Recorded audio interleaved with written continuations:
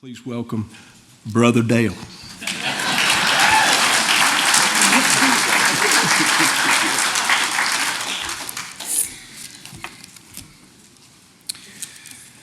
We may not know the day or the hour, but we can determine the season. Do you feel like you just don't belong here anymore? You listen to the music. Guys, thank you so much, and gals, for blessing our hearts today. Well, if you feel like you don't belong here anymore, there's a reason for that. My name is Dale Schneitman. It's an easy name to pronounce. I'm not sure why people mess it up, but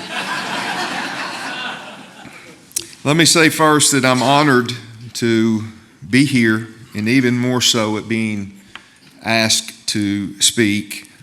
I can tell you I am the least of all the speakers that you will hear this week, but it's a privilege to be here. In fact, I was told very strictly, you've got a window of time. And if you go by that, then we're going to have to cut someone else out of the program or nobody gets to eat. So I'm going to do my best to stay within my time constraints. And my topic today is artificial intelligence. And let me say right off the bat that I am not anti-technology. In fact, I hope to build upon what we heard last night from Brother Danny and Mark. And Danny, somebody needs to pull you out of retirement and send you across the United States. Where are you right now? You need to go across the states preaching what we heard last night. It's funny that my wife Mandy and I, Mandy's in the back, we came with our pastor Dean Hahn and Pam, his lovely wife. Dean was the one who opened us up in prayer today. And he's my pastor, and I'm very proud of that. And we were poking each other last night when you were speaking because we said, that's what you said Sunday. And kept saying that over and over and over. Well, I want to start today by asking you, have you heard about the story of the farmer that had a pig with 3 legs? Anybody heard this? Okay. One day a census worker came by, and after being invited into the home, he looked over and he noticed this pig laying over in the corner that had 3 legs. And he said to the farmer, is that a pig over there with just 3 legs? And the farmer said, well, yes, it is. You won't believe what happened. In fact, a little over a year ago, we had a house fire.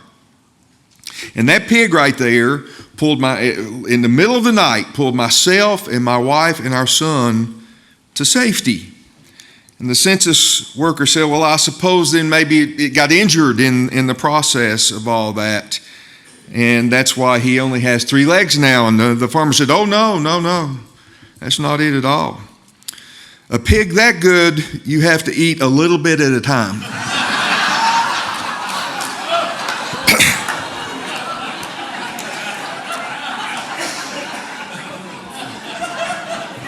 Well, this session of artificial intelligence today is barely going to account for a portion of a hoof as we get into this. In fact, I taught a series of lessons in our church about 3 or 4 years ago, and there were at least 8 or 9 lessons that were 45 minutes long, all about AI.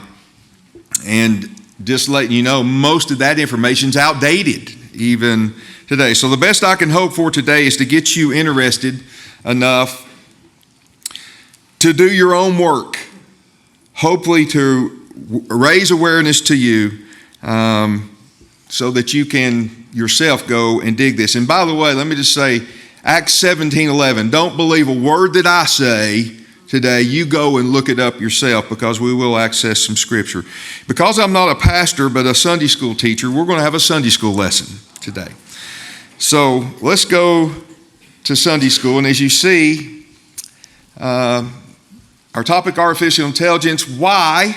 I'm asking you the question, why should you as a Christian be paying attention to this? Hopefully today, again, we're going to leave you with some information that will help you, but for sure you're just going to raise more questions, hopefully to spur you on to go and figure this stuff out for yourself. The goal of today, as we look at all of this, again, is to raise awareness of AI, artificial intelligence, and certainly we cannot go into great depths, and you'll see why. There's topics that we won't even get near today that need and deserve to be talked about. But more importantly, today, from this lesson, I want to gain an understanding. I want us all to gain an understanding of why all of this is happening. Why are we seeing this ramping up in all these directions of artificial intelligence? Where does it come from and why? That's where we're going today. And before we get started into the guts of this, I want to bring our theme of this gathering together, and then of course activate just a couple of pieces of small scripture that accent both the theme and the teaching, as you will see. I think you'll see that they're connected. Of course, you know our theme is, who am I in the eyes of God? You can go to several places in the scriptures and kind of plug into this, but I just kind of went to one place this week. I went to Psalms 139. It's a discourse by King David who's telling us in this, and you go read the whole thing if you would. He's telling us and acknowledging the fact that God knows everything about us. That's scary in of itself, isn't it? Are you like me? I heard Greg talking about this. How many of you keep making the same mistake over and over and over? And isn't it interesting that God keeps forgiving you over and over? That's our God. But in Psalms 139, he tells us that God knows every aspect, including our ways. And I just want to highlight one phrase in Psalms 139, that you and I are fearfully and wonderfully made. Hopefully you'll see a connection here in just a second. Now also next, and very quickly, I want to access just one little portion of the last chapter of Daniel, the book of Daniel that has 12 chapters. It points to a time frame. Here are the words. But you, Daniel, shut up the words and seal the book until the time of the end. Many will run to and fro, and knowledge. And you see I have the word knowledge underlined. Knowledge shall increase. Look at the screenshot there of that picture right there. That is an actual picture of a radar screen at one moment during the day, and there's thousands and thousands of airplanes that are in the sky at one time. Pretty much covers the land masses that you see on several continents. Does that say that the travel's increasing in this last day?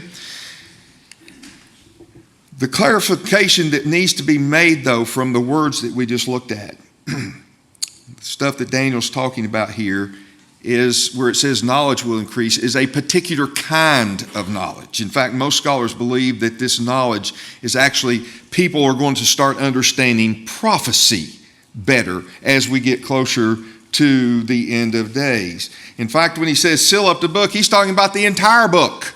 Seal up the entire book. Now, of course, bits and pieces have come our way for some time, but we're getting closer to the end and understanding better and better. God is telling Daniel at the end of time that the wise will seek to comprehend. That's you and I. In fact, that's what we're doing today. We're digging into some of these topics so that you and I can understand better. Speaking just on general knowledge alone, look at this. Daniel, we know, wrote his words 2,600 years ago, and it would be 2,000 years later that the printing press came in. 600 years ago, looking back from our end, right?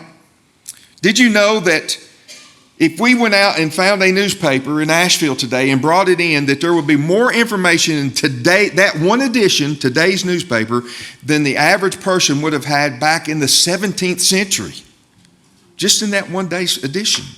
Now, look at the chart with me, and you will also see that at the turn of the 19th century, most of us can relate to that century because most of us were born in that century. At the turn of the 19th century, knowledge was doubling about every 100 years. Move it forward about 45 years, and it doubled about 25 years. And a little less than 30 years after that, it was doubling about every 12 to 13 months. And as just 3 years ago, we're being told that it is predicted now that information across our planet is doubling, look at that, every 11 to 12 hours. Okay, let's get into this artificial intelligence. Let's start first with just a few terms as we look at this. And you see the bullet point there that if you yourself went and started engaging into trying to learn about artificial intelligence, your head would actually explode just by looking at all the terms they have for the descriptions and of the capabilities of AI alone. I want to give you the first one, and this one is alphabetically, algorithms. Now, there's several in here probably that know this a lot better than I do. I am ignorant on most of this stuff, but I can read. And so I have gone and dug these things out myself. Algorithms, did you know that every computer does have algorithms in it? It's translated through ones and zeros, and it's basically the language that computers use to speak. But also I want you to consider this. Did you know that everything that was created in God's creation was communicated audibly? There were words that were coming out of Jesus' mouth. He was the creator, we're told in John. Everything that was created, he's the one who did it. And we have a series of algorithms coming out of his mouth. I believe a series of the 22 Hebrew alphabet, the letters of the Hebrew alphabet. Now, why do I say such a maybe bold thing? It's because science has actually proven that now. Science is actually catching up now to part of the Bible. In fact, if we went to Zephaniah in chapter 3, verse 9, we are told that the Hebrew language is the pure and perfect language. By the way, you might as well start trying to learn some of it now, because that's what you're going to be speaking in heaven, I believe. Okay? Jesus is speaking a series of letters. They all have numerical value as he's creating everything. In fact, science, as I told you, says that they can look now and go down to the microscopic level and see patterns repeating themselves in all of the organic life. Isn't that interesting? By the way, too, did you know that we live in 10 dimensions? We only experience 3.5, height, width, depth, and time going one way. We can't go the other way with it. Science has proven that within the last 17 years. A rabbi in 300 AD read the first chapter of Genesis, chapter 1, and said, we live in 10 dimensions. Now think about that. If you want to explain how Jesus, after the resurrection, walked through doors, that helps us get there. But I'm off subject right now.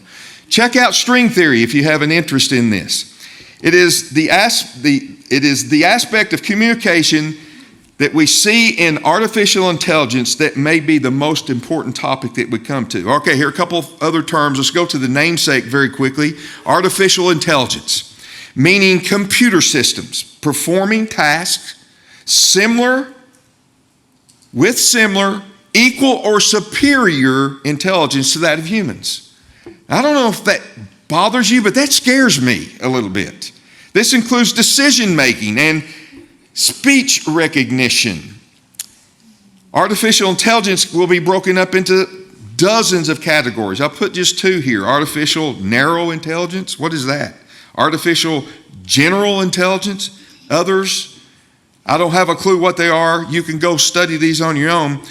And before we get bogged down into this, when was the last time anybody's picked up a phone and called a business and got a real human on the other end of it? Anybody had problems with that? Okay, that's what we're talking about right now. And I want to move into another area called chatbots. They're utilized. You've dealt with them yourself if you've talked with any businesses lately. This technology, folks, is becoming scary. In fact, we're seeing more and more scams. 60 Minutes just ran a show last week about some grandparents. They had several grandparents that came onto the show where the grandparents were getting phone calls from their grandchildren. On the other end, they're hearing the voice that sounds just like their grandchild, but it's automated. And the grandchild is telling them, Grandma, I have been in an accident. I'm okay, but I've been arrested. I need some money, and please don't tell Mom and Dad. And then the grandparent speaks. There's a communication going back and forth. The grandparent asks questions. The chatbot's answering it. Yes, no worries, no problem. I'm fine. Things are going to be fine, but I need $5,000. And there will be a courier coming to the house in a couple of hours. Can you make this happen? Yes, I'll make it happen. These folks came on 60 Minutes, and how many saw this? Did you see this?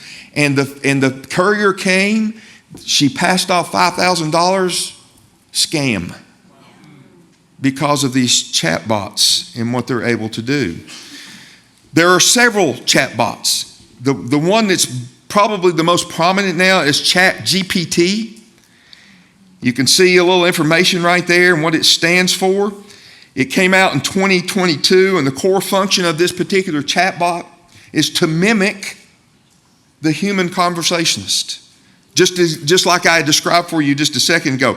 Look at this. It can write, debug computer programs, compose music, teleplays, fairy tales, and this one really caught my eye as an educator, write student essays, answer test questions, and translate and summarize. And this happens lightning fast. ChatGPT is just one such tool. In fact, you can see several others I've listed there. There's one called Bing, one called Bard, Tay, and you look at the other one over there, it's called Smarter Child. Can you not see some dumb parents now plugging into this? Okay. When it first came out, ChatGPT had over 100 million hits in just a little over a month. It was shown this picture or a picture similar to that, and it was asked what it thought if the net was loosed. That's all that was asked. And it came back and it said, the balloons will get away. An automated system, a computer, is now looking at something and thinking. It recognizes images, and it also can produce images. I'm sure we'll all realize that there's going to be an image found over in Revelation chapter 13, verse 15. It's an image of the beast that will be set up, and somehow, look at this, somehow the false prophet will give breath to that image. What are you thinking of right now? Are you thinking of the creation? We're going to talk a little bit more about that in a minute. Are you thinking about when God reached down in the dirt and started molding Adam with his hands, and we're told that he bent over and he, what? Breathed into him. You know what happened when he did that? You had to dig on this stuff. When he breathed into Adam, he was breathing DNA and blood flow. We're told in Leviticus, the life of the flesh is in the blood. When he became alive, that's what God was doing to him right now. Look what we have this being mimicked right here. God the Father, God the Son, God the Holy Spirit is the Holy Trinity. Satan, the Antichrist, the false prophet are the unholy Trinity, and they're mimicking God with this right here, this situation, this event that has not happened yet. All of the wording that we see here, though, sounds like some kind of hologram. Some kind of AI is coming to life in what we're seeing in these words right here. Make no mistake, though, the Antichrist is a real somebody, a real personage, but also he's called a beast. And we don't have time to break all this down. The Antichrist is part human, part something else, not fully human. Revelation, what we're talking about right here, though, is an AI image. This tool of AI, again, is lightning fast, this chatbot stuff. It describes itself as the creation of intelligent machines designed to replicate certain aspects of human cognition,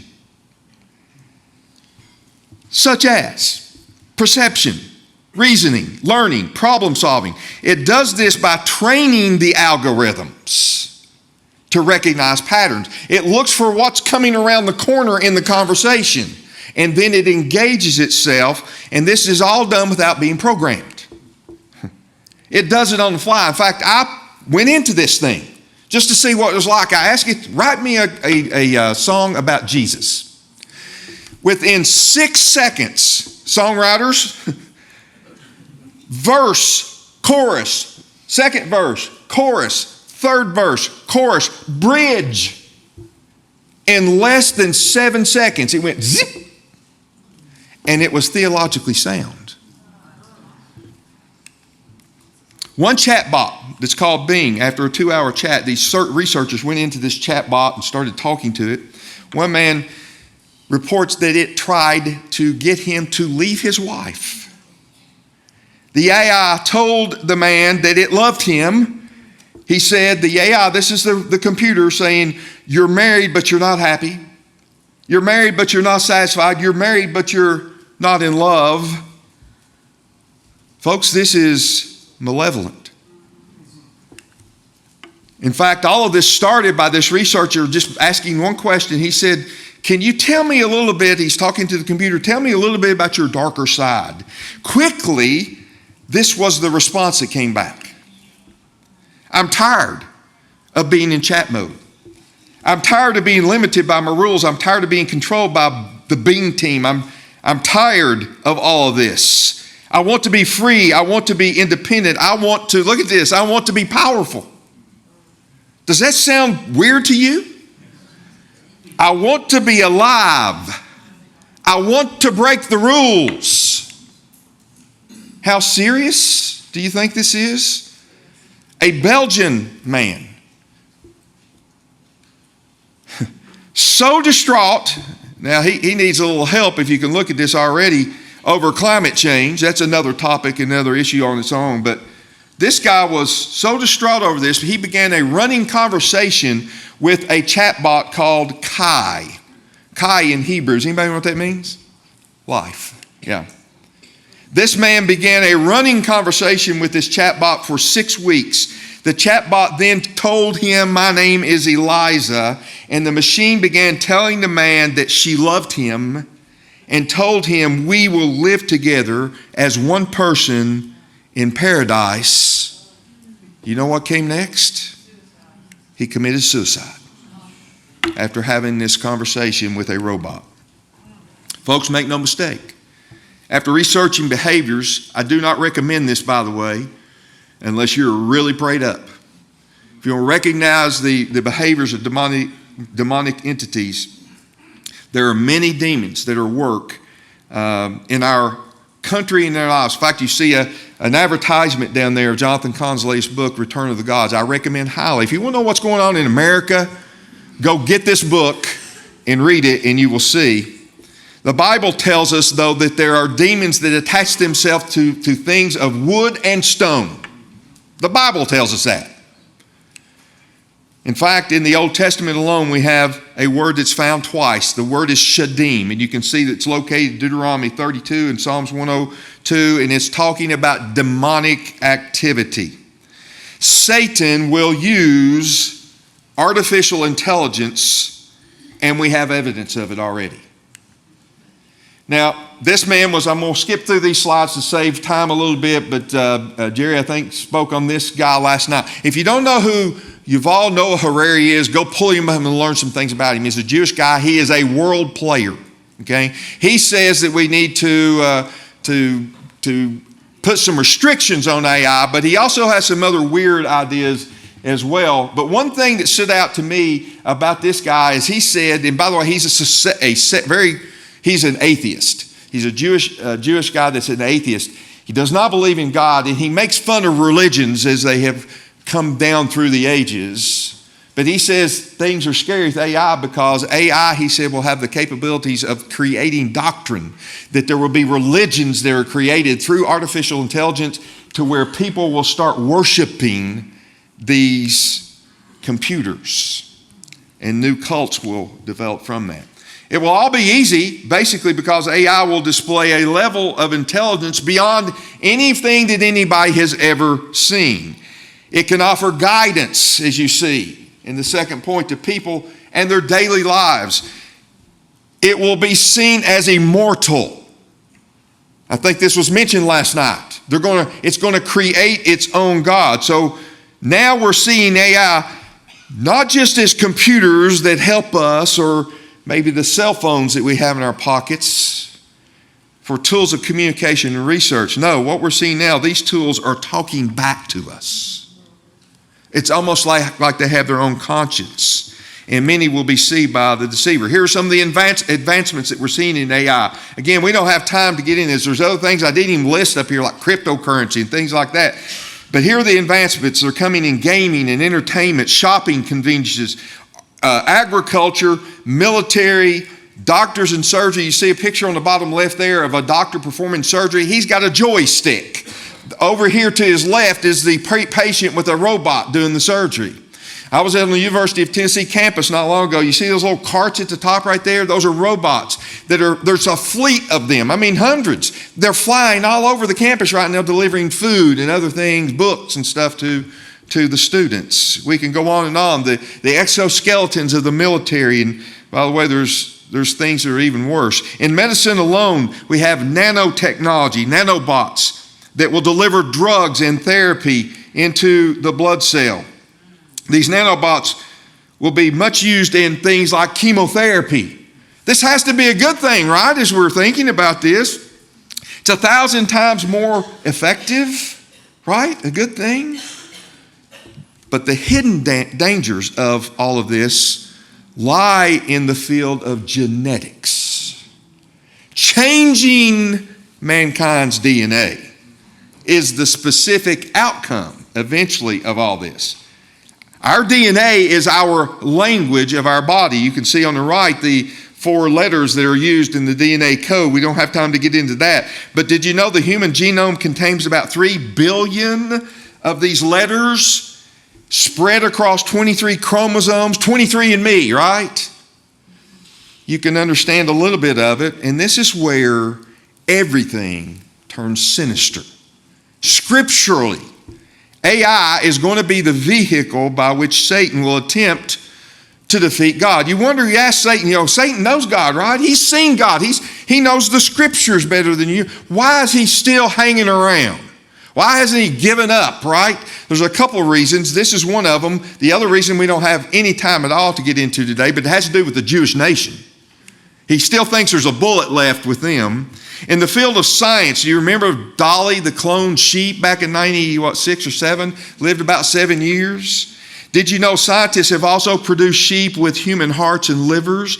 They have pigs that they put human blood in them and they're living, or they've developed them, grown them somehow. There are other reported cases of animals growing extruded human limbs. I've actually seen a picture. Have you seen the mouse that has the human ear on its back?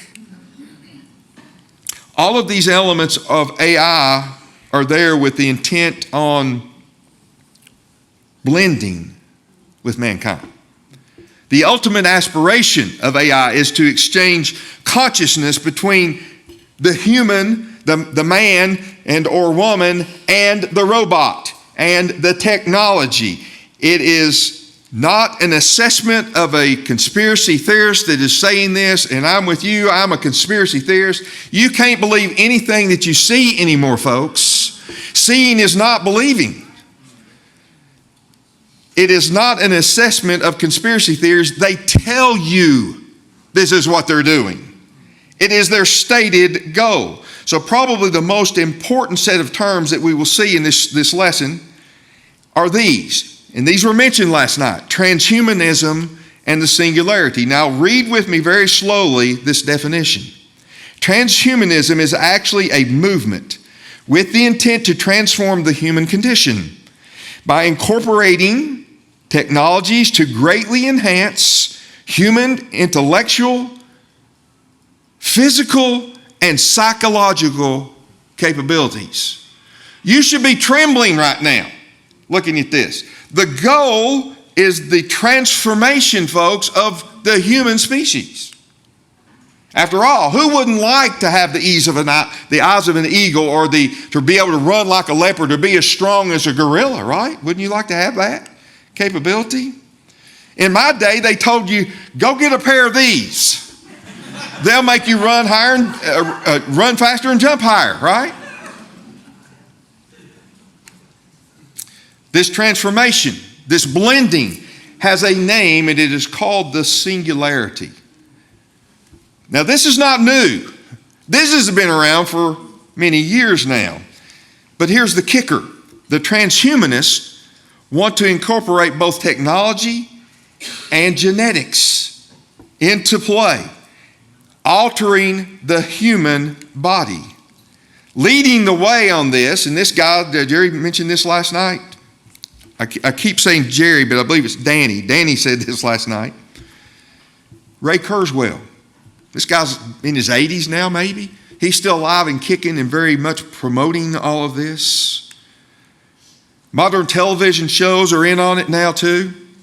Star Trek developed a series of shows that have what are called the Borg, partly machine, partly human. Take note though, it's been from the beginning that Satan has wanted to transform the human DNA. In fact, this occurred when he first heard his doom all the way back in Genesis chapter 3. Why is it important that you and I understand the topic of transhumanism? It's because the science of transhumanism is pushing mankind towards something more, something other than human. Well, you might say, well, I'm not going to let that happen to me. That's not coming anywhere near me. But my question is, has it already happened? Have you wondered how is the Antichrist going to persuade an entire earthly population to take the mark? Do you realize that the trial test has already happened? Is God speaking to the same guys at this conference the same way? Okay, this presentation was built over a week ago. And this gets us to the cause of all this. Now, what I'm about to scratch the surface with may be the most important thing that you walk away from this lesson with. Why? Why are we seeing all of this stuff today? Again, this goes back to the very first part of the Bible, chapter 3, verse 15. Satan is told that the seed of the woman will crush him and his seed. Here are the words. God tells Satan, I will put enmity between you and the woman, and between your seed and her seed. He shall crush your head, and you shall bruise his heel. Did you catch what I just read? Did you catch what you just read? The seed of a woman is a biological contradiction. There's no such thing. This is the first hint of the virgin birth. But not only that, did you see what else was in the verse? Satan has seed. He has offspring. And these two seeds have been at war since Genesis chapter 3. In the book of Daniel, I'll give you a very quick shot of this. It was a slide I wasn't planning on using, but look, if you don't believe me, this is not just a one-time occurrence in the Bible. Go over to Daniel chapter 2 and read when he's given this image of Nebuchadnezzar's image. He's given the background to it and all of the stuff he's telling the king about. These are the kingdoms that are coming to power in the course of world history. And he gets down to the last one in those feet that are partly of clay and partly something else. Look at what Daniel 2 says. They will mingle with the seed of men, but not adhere. Who's they? Seed of Satan that comes into play. Again, we don't have time to develop this, but very quickly, you know, Satan was a cherub of some type, right? In Revelation chapter 4, there's a scene where these creatures are before God's throne. Now, a cherubim, cherubs, let's use our terminology. One cherub would have 4 faces. Face of man, face of a lion, face of an ox, face of an eagle, right? And we find that in Ezekiel. These guys before God's throne are singular faces. They have aspects of both cherubim and seraphim. But there's one missing. There's a group of animals, if you will, that are missing in God's creation. What is it? It's the reptiles. Wonder why? Why are these guys missing from this scene in Revelation chapter 4? We're told in Ezekiel 28 that Lucifer was created perfect. In fact, he was a walking doxology. This guy could sing like nobody. He was in charge of the holiness, protecting the holiness of God. And yet we're told that iniquity is found in him. By the way, there's 3 levels of sin, folks. There's sin. If it gets worse, it moves to transgression. And if it keeps going, it then moves into this thing called iniquity. Go study Leviticus and you'll see that. This particular thing with Satan has to do with free will. The same issue that you and I had. I personally believe that Satan's fall began when he saw Adam being created. We're told in Job, right? Job 38:7, that all of The sons of God, by the way, we'll talk about that again very quickly in just a second. The sons of God were singing, clapping, and singing at the creation. Can you see now Satan, who's the top dog of all the angelic host, looking as he sees Jesus reaching down and forming this man, and he's looking at that guy, and he's looking at Jesus. He's looking down, and wait a minute, he looks like you. Do you realize there is a human today sitting at the right hand of God? Jesus was fully man, fully God. I believe this is what we see right here. What I need to leave you with today is this, and just have a few more slides. Lucifer set out to dismantle and change God's creation. His plan involved the DNA of all things, of animals, plants, and of course mankind. And this first occurred, and this was mentioned last night by Brother Mark in Genesis 6. Now, you're going to have to investigate this on your own, but I want to leave you with some points very quickly. First, understand that Jesus himself told us in the Olivet Discourse that the last days were going to be like those days of Noah, Matthew 24:37. And this may be the most widely misunderstood time frame in all the Bible. What was going on during Noah's time was genetic corruption at the highest level. It was Satan's plan to cut off the genetic line of this person that was supposed to kill him. He was told in Genesis 3:15. When we read from Genesis 6, we read this, that the sons of God saw the daughters of men. We heard this last night. And they took wives for themselves. Go do the research yourself. You will see just about every time you see the term sons of God in the Old Testament, it is a direct creation of God, and it's talking about the angels. The only son of God that is man that was a direct creation was who? Well, outside of the deity, he wasn't made, he's always been. But who was the creative person? Adam, yeah. We are all progeny of Adam. Adam was a direct creation. In fact, that's why he's called a son of God when you get into the Luke stuff over in chapter 2 of Luke. It mentions the genealogy, goes all the way down to, and the son of God who was Adam, right? Understand, this is talking about, when you read Genesis 6, this is my opinion, but I think if you do your research, I believe, it's not just my opinion, other very important people believe this too, that these are fallen angels that come down and procreate. It's science fiction, it's unheard of, procreate with humans. Go read the ancient books of Enoch and Jasher, and some of you say, wait a minute, those are not in the canon. They're quoted in the scripture. There are corrupted passages in them. You can go and buy books that delete some of those things. I'm not trying to get them into the canon. My point is that there are details about that, and our own Bibles support this because they're quoted. The seminaries do not teach this. They teach this thing called the godly line of Seth thing, that these sons of God were God. Folks, do the research yourself. And if you don't, then you have to exclude what I'm about to show you next. In Jude and 2 Peter, it says that the angels did not keep their proper domain, but left their habitation, and because of that, God has reserved them in chains in outer darkness until the judgment. Jude goes on to connect those angels with the sin of Sodom and Gomorrah, the sexual stuff, right? 2 Peter connects these angels with the days of Noah. Do you see what's happening here? You do the research.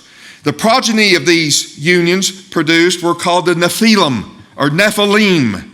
Genesis 6. They were giants, and we don't have time to get into this, and later in the scripture they're identified as the Raphaim, the unredeemable.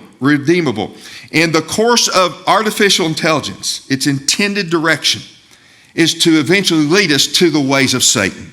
And I'm about finished and about wrap it up. He wants to steal, kill, and destroy. And AI and the singularity is taking mankind straight to that point. Here's my last slide. Our Bible tells us anyone who takes the mark of this Antichrist is doomed. Revelation 14, 9 through 10. I believe we can see this action that the human DNA is trying to be altered right now. And again, we've already seen the trial run. And I will leave you with this. But I know this, that my Redeemer lives. I'm not looking for the coming Antichrist. I'm not looking for the doom and gloom to come. I'm looking for the boom and zoom to come. I'm longing in my heart to hear the last trump of God. Thank you for your time.